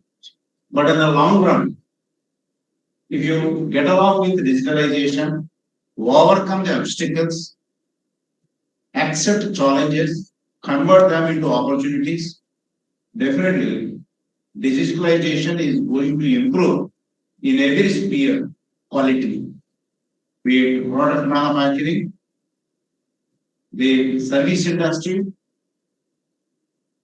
you name any sector, any organization, any institution. Now education institution are in the forefront in shaping, reshaping, orienting, reorienting future citizens of the nation. And these citizens today they are molded in such a way, they are not only contributing at the end to our nation, to the entire world market. So what is needed there? Need of the hour, even to survive locally, you need to think what is happening globally. Unless your thinking has a broad horizon on emerging opportunities, emerging technologies, which are evolving. No technology is foolproof and can be considered as fully developed technology. Technology always one character is dynamic, evolving. How do we cope up with ever evolving technologies? As all of you know, today we are in 5G era. Right? And how much improved the streaming? As all of you know, the quality of internet services. Because of that, classrooms are made virtual, and organizations, especially the education institutions, are going to become virtual. No physical space. Like on second Saturday, James Stephen is telling me that the participants are not happy because second Saturday is a holiday. Because of this class they have foregone. Definitely. One need not have to repent. While sitting at home very comfortably, right? Clothes in which we are so comfortable, without formal dresses also, you can attend to classwork, right? This is what we have learned during pandemic situation. I never knew a teacher at the age of 60 will adapt to technology that enabled the university in reaching students even in a severe pandemic situation where the campuses were closed. We offer training programs 3 months long until every teacher is comfortable in participating online teaching. Initially, before retirement, they were reluctant. Why should I learn? I have finished 35 years of my service, 40 years of my service without learning anything. I do not know how to operate a computer. Now all of a sudden you ask me to teach online. How it will happen? Why should I learn? I said, teacher is a teacher for lifetime. Even after retirement, also we can participate in online teaching and actively engage in nurturing the young students, the future citizens. If you volunteer to serve the society for the cause of society and its development. Therefore, every learning should never be considered as a waste. Any learning opportunity that adds value to you definitely is going to empower. And especially today's digitalization, I have seen a number of case studies where lot of obstacles were created and people were reluctant, as it is natural. Any change is resisted by human beings because of the inherent weaknesses. Unless the leader is a good change manager, acts as a stimulator and a catalyst to bring required changes, desirable changes. Change can never be adopted for the well-being of people and society. Any new technology that is evolving, always you have to look at human side. Organizational productivity eventually will lead to better standard of living. And what is the difference between American society, Indian society? What is the quality of life? Why people, whoever is going, the bright minds from India, when they go abroad, definitely they make a promise to their parents. I am going there only to pursue my PG program, PhD program. Eventually, we will come back and serve only Indian society. But I see 80% people never read. 95. 95. See, I am corrected. Not 80%, 95%. Yeah, but I have seen my own friends, who used to participate in debates, India patriotic debates. They were so proud to be being Indian. And out of 5 friends, 2 friends, one settled in America, took citizenship, and one friend took Australian citizenship. Those who used to participate in national level debates on patriotism. Still will be debating. India is great. Debating. India is great always. So this is happening. Okay, it's so welcome. It is all because of digitalization. Do you think that every day you come across several facilities because of digitalization? Like how was railway reservation system? I used to apply 1 day leave. If I want to book my ticket in railway station, I used to apply for half day leave. Sometimes I used to extend half day leave into full day because my professor wanted Visakhapatnam to Chennai, Chennai to Bangalore. There is no direct connectivity. 2 trains I have to book. And also confirmation is not given immediately. They used to send telegram. And they used to charge those days 20 rupees as telegram charges for booking from Chennai to Bangalore. But today, suppose if it is again Bangalore to Mysore, so many difficulties. So online connectivity on your mobile app, you are able to do it from any destination to any destination. It is all because of digitalization. Not only train tickets, even bus tickets, all of you know, red bus, right? All of you know, even air travel, right? There are so many apps, both public as well as private. They are available. Make my trip. It's so powerful, right? Although railway ticket booking can be done directly, these days people are relying upon makeMyTrip.com. Why? It is much speedier, much faster, customer friendly, right? Refund is issued and customer grievance is attended to. If it is a railway website platform, probably nobody responds to you. These are the advantages. So you will be surprised to know when State Bank of India, the highest level, chairman level, took a decision to computerize frontline operations. This is 30 years ago. The State Bank of India trade unionism is so strong. The top brass of State Bank of India used to dance to the tunes of trade union leaders those days. If you know one local trade union leader, wherever you want posting, people used to get. So powerful. So they stalled 23 days banking transactions with a fear that jobs may be lost, number one. Opportunities of creating employment is gone. Therefore, there is the political ideologies, right? A political party is there always. If there is a job loss, immediately they come. They organize, protest. All these trade unions are affiliated to political parties. So 23 days delay, they start banking operations. They know how big State Bank of India.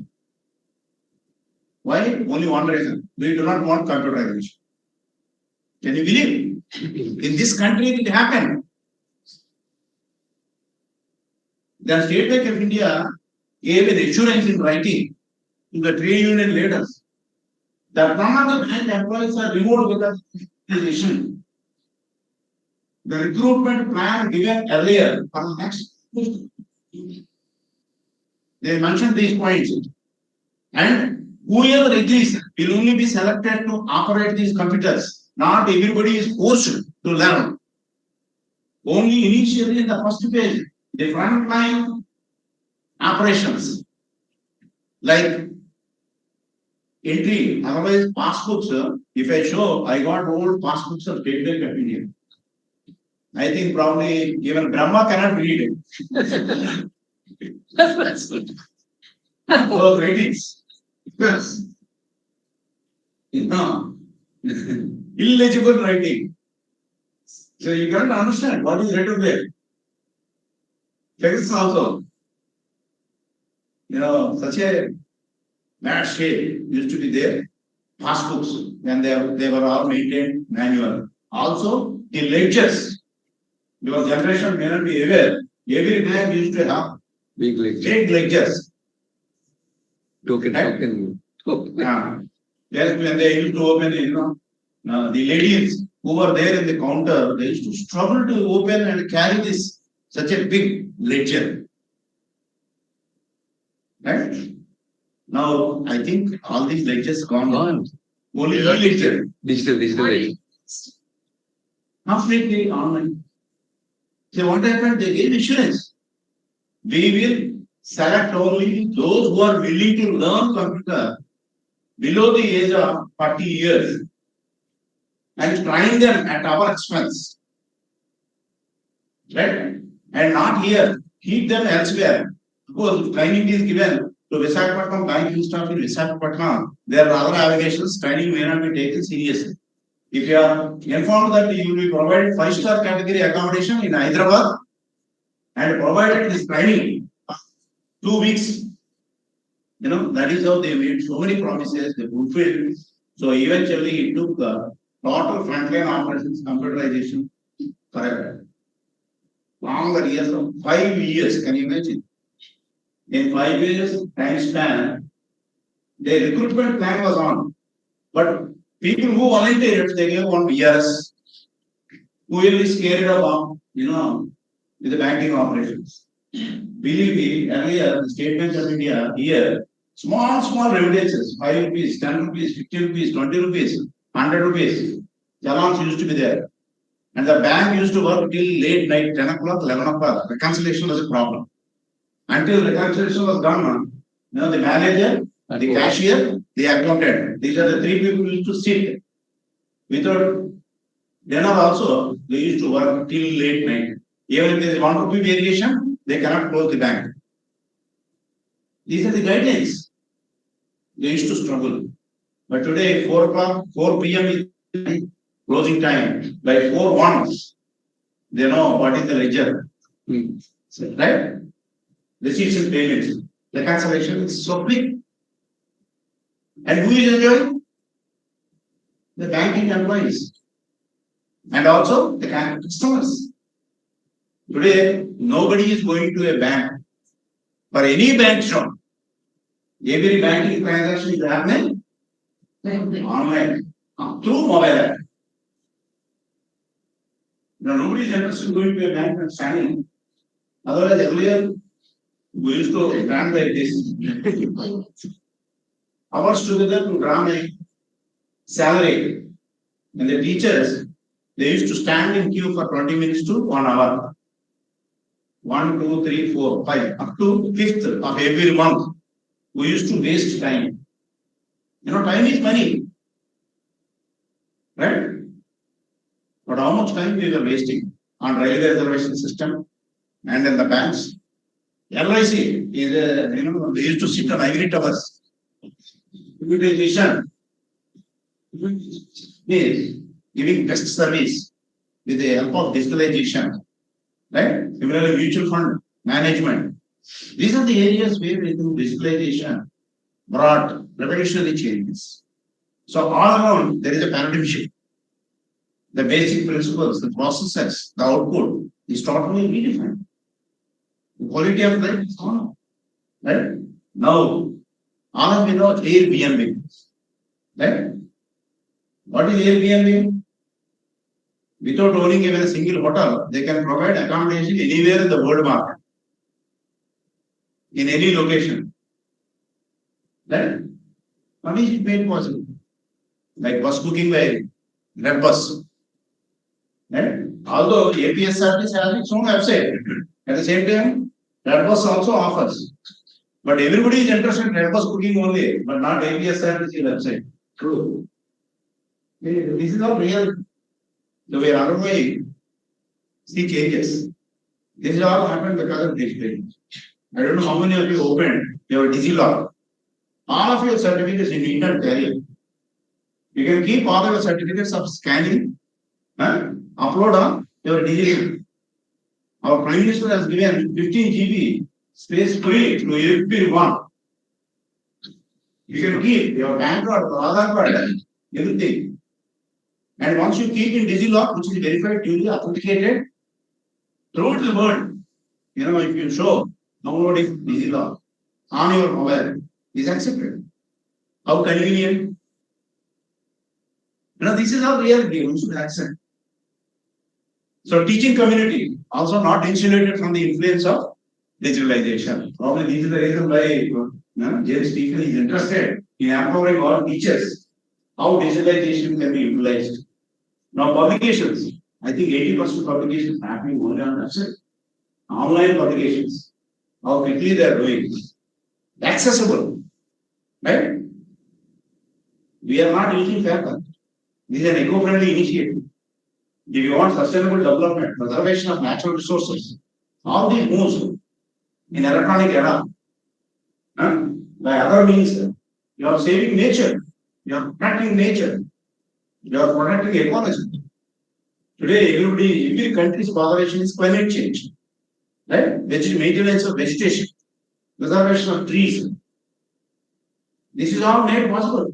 Because railways, they are accepting simple message. Even TCs, they are not verifying your message also these days.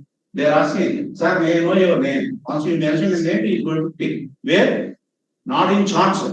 Output is also gone. Now every TC is given.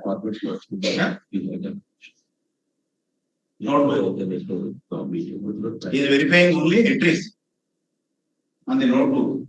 Direct writing. There is no physical output. Otherwise, you will be surprised now. Railway was using millions of tons for ticket printing. Those thick ticket prints, right? Now it is all saved. And trees saved. His apology saved. Always, little inconveniences definitely will be there. In terms of investment, in terms of updation. If human mind is unwilling to upgrade, in today's digitalization era, definitely they are going to suffer a lot. And if you cannot cope up with the changing technologies and upgrade, what is the basic principle of the globalization concept? It is only fittest who survive. Others eventually find place to others. Whoever is adjusting, aligning to the environmental changes, including digitalization, is also a change on technology front. Now, if you lose one organ also, you are not mindful, but you cannot lose the mobile. This is what I have seen these days with the youngsters, right? It has become one of the organ of mankind on the earth. Right from children to elderly people. Everybody is using it. Because of I know how powerful social media. The cost of advertising has gone down. On TV, advertisements are becoming lesser and lesser. It is only online advertising. And social media is used for advertising. The availability of information that you receive on social media is more valuable than commercial advertising. That is the biggest advantage. So teachers who learn along with the digitalization era demands, you need to update, improve your knowledge and skill sets in using tools and techniques that are available for improving our teaching. Smart board is available, right? Yes. If you use smart board, you need not have to write. There is no chalk piece. We used to inhale so much dust. I used to write from this end to that end when I was teaching management accounting. Ravi knows. I used to write. I got the bad habit of writing everything on board while explaining. And also, if a problem is to be solved, I need to solve a problem only on the board. And every chalk piece produces dust, which you are going to inhale in the process. There may be lung diseases, right? All this is overcome. If you know how to make use of smart board. If you say, sir, never I heard about smart board. I don't know how to use smart board. You are not a contemporary teacher. See, teachers are social engineers. How you are going to lead today's society for the future environment? You are going to produce future citizens. If you are not equipped, unless a leader is ideal and a role model, you cannot command respect. You cannot influence, nurture the future generations. So therefore, first transformation should happen within you. As a social engineer, right? And such attitudinal change must happen. I need to cope up with digitalization demands. Today, I am living in digitalization era, right? And you are going to become harbinger of change. You are a catalyst in any society. Teachers are considered to be catalyst of a change in any society. That is, your teaching profession is always regarded as a noble profession of all, because teacher produces every other professional. Not every other professional produces teacher. The reversal. So if you want to maintain that respect, you need to deliver according to the demands and expectations. And I use WhatsApp for case study discussions, for circulation of my PPTs. Every MBA class has a separate WhatsApp group. They raise doubts also on WhatsApp. Why? If I say, come tomorrow, we will discuss in the class, they will go on. Right? You know, the connectivity with your students. And also resources. Abundant resources available, you need to know. People are unwilling to buy hard copies of the textbooks. Every textbook is available, fortunately, in PDF format. Now, this generation should be very thankful to the inventors of such technology. Government of India has initiated through UGC, AICTE, lakhs of books which are prescribed textbooks, made accessible to the students free of cost. You can download. You can read at your convenience, even when you are in travel mode. No, this is, that versatility, that flexibility is available to all of you, unless you upgrade and equip with newer technologies, upgradation, like how we are simply upgrading from 1G to 2G, 2G to 3G, 3G to 4G. Unknowingly, we are upgrading to 5G also. In respect of every other technology, if you upgrade, it is also made mandatory. UGC, AICTE, such higher education, regulatory bodies prescribed 30% of the syllabus should be delivered online. Why? The younger generation, they are interested because they are growing their eyes. Their screen time is much higher than reading time.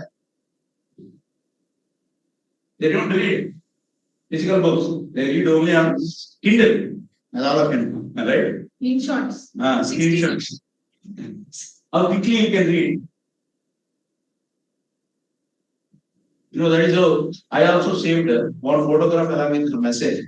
And I needed to have to carry paper and pen. Very convenient. So digitalization is always, there is no discussion. Pros and cons of digitalization, discussion is gone era. Either you adapt to new technologies or you cease to exist. I don't want to say that word. Perform or perish is today's world order all over the world. Whether it is highly advanced developing country like India, either you perform or perish. If you fail to do it, somebody else is ready to occupy your position. So don't give that scope. You are truly empowered. Hybrid teaching is mandated now by the higher education regulatory agencies. And unless you equip with all those technologies, resources that are available, right? You are updated sometimes. I'm updated. Recently, when I was teaching global marketing, I was teaching with the data of 1920. Students said, sir, this 1920 data is gone. Today's position is totally different in terms of brand valuation. When I was giving 20, who is number one brand in the country, in the world market, he corrected me. Sir, I got it. So and so website is the source. So immediately update it. So updation is faster, convenient. I follow. So you can also correct papers online. I have seen some private universities, they send answer books scanned and sent to examiner. Full answer book to one examiner. If there are 5 questions, 5 essays, each essay should be evaluated by each teacher independently. The total marks, bias can be minimized. So more realistic valuation, practical valuation, unbiased valuation is happening if it is online. And result is also given. Right? All testings today done only online. That's all, including your HR testing. Recruitment is happening online. Testing tools are HR tools. If you know what is IBM Watson, right? The demand for lawyers gone down with IBM Watson.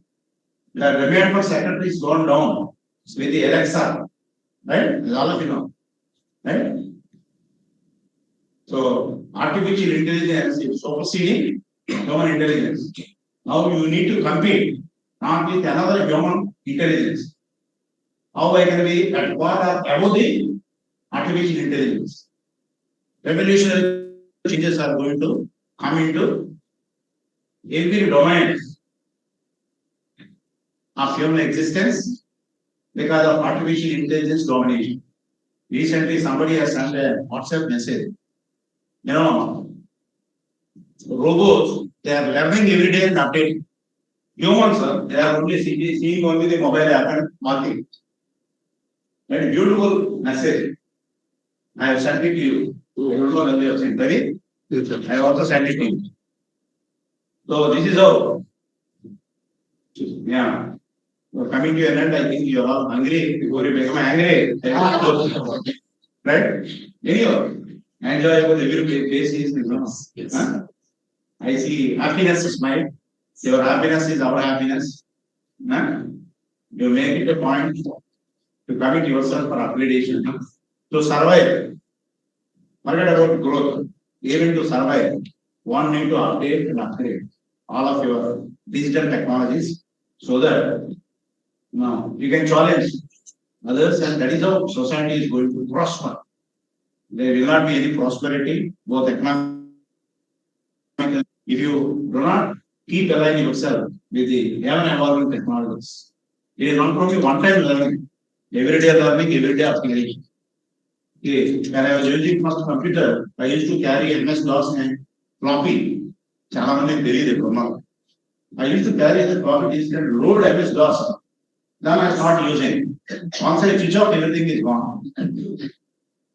From that stage, how many times revision took place? Microsoft Windows, customer friendly, user friendly, with so many features, advanced features. Right? This is life. Right? It is always for betterment. Let us welcome any betterment, well-being in the interest of individuals. That is how those who are truly driven by digitalization, they are going to come up very well in their career and they contribute contextual in a contextual society. Otherwise, their contribution is not valued. If you want your contribution to be valued, you should be contemporary. You can make contemporary contribution only when you upgrade and update on continuous basis. There is a difference between, see, two economies if we compare between America and China, Japan. Periodic upgradation is always done by American scientists, whereas Japanese scientists, they are always on continuous upgradation of every strategy, every plan. That is how, in a short span, they proved their mettle and kingdom. Right? So be on the thinking and develop positive attitude that any change is a welcome change. Any change is for betterment. Change should not be resisted. Even if you resist, it is only for a momentary and you are thrown out of competition. You stand nowhere. Right? If you want to survive, be a performer. Otherwise, you perish. Is my conclusion. Thank you for all. This is all quite unprepared, I arrived, he invited me. In fact, we organize a lunch for you. If I leave this month, sir, you'll have your dinner. Dinner, yes. He's such a natural speaker. So he. See, everybody is happy laughing. Yeah. I am not, he burden on them. Doesn't need any preparation. He is a spontaneous speaker. So I request, humble, small girl to. See it, so. Oh, sir. ఎవరు? You are the responsible. Yes, yes. I was just only opening. Go ahead. This is. The chocolate content. This is complicated. Ambedkar Chair. Go ahead. B.R.Ambedkar Chair. You go book the whole.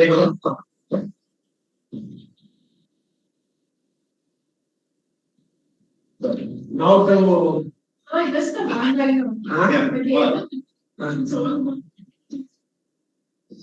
the less important people, the more important people That's true. should be student-centered learning and not teacher-centered teaching. That's true. Yeah, now, this time, see it our, very clear, keynote speaker at the end. Closing, remarks, not just remarks, actually. More opening remarks, closing remarks are more important. Right. Closing exhortation, not just remarks, closing exhortations. Very, very. Now,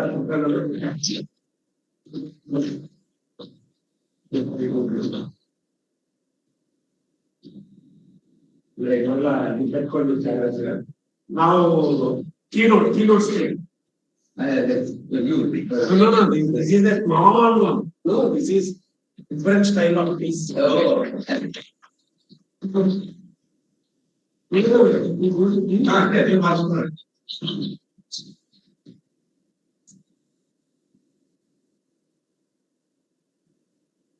Yeah, you can eat that. This is a non slideshow.